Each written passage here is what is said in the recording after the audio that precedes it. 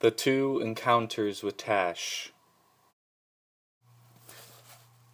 In the shadow of the trees on the far side of the clearing, something was moving.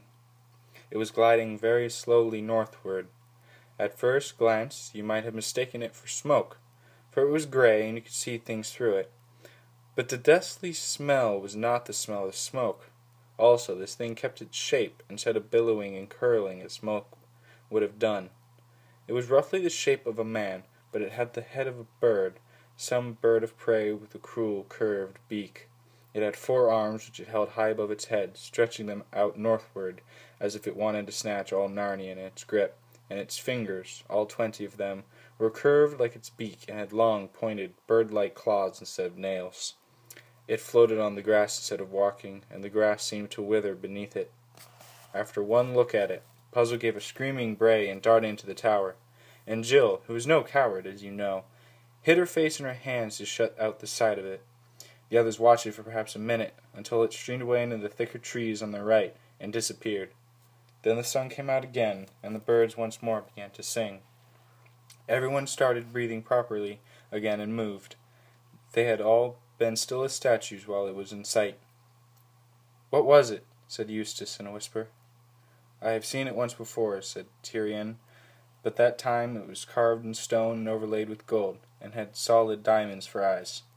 It was when I was no older than thou, and had gone as a guest to the Tisrock's court in Tash Ban. He took me into the great temple of Tash. There I saw it, carved above the altar." "Then that thing was Tash?"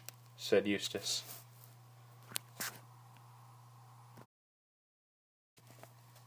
A new idea came into Tyrion's head.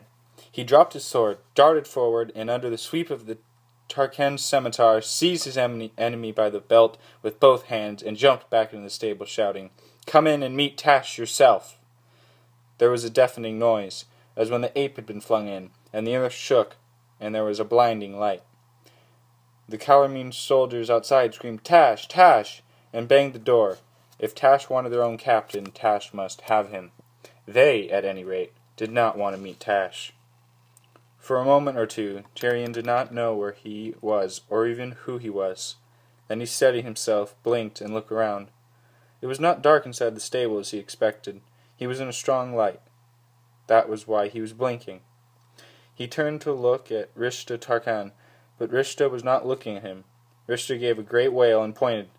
Then he put his hands before his face and fell flat, face downwards on the ground. Tyrion looked in the direction the Tarkan had pointed, and then he understood.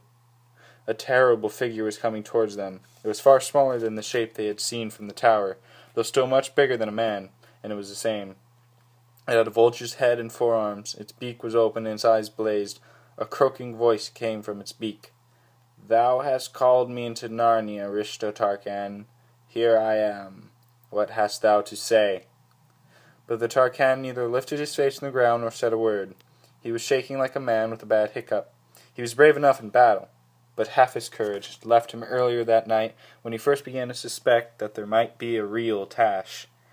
The rest of it had left him now. With a sudden jerk, like a hen stooping to pick up a worm, Tash pounced on the miserable Rishta and tucked him under the upper of his 2 right arms. Then Tash turned his head sideways to fix Tyrion with one of his terrible eyes. For of course, having a bird's head, he couldn't look at you straight. But immediately from behind Tash, strong and calm as the summer sea, a voice said, "Begone, monster! Take your lawful prey to your own place, in the name of Aslan and Aslan's great father, the Emperor over the sea." The hideous creature vanished, with the Tarkan still under his arm, and Tyrion turned to see who had spoken, and what he saw then set his heart beating as it had never beaten in any fight.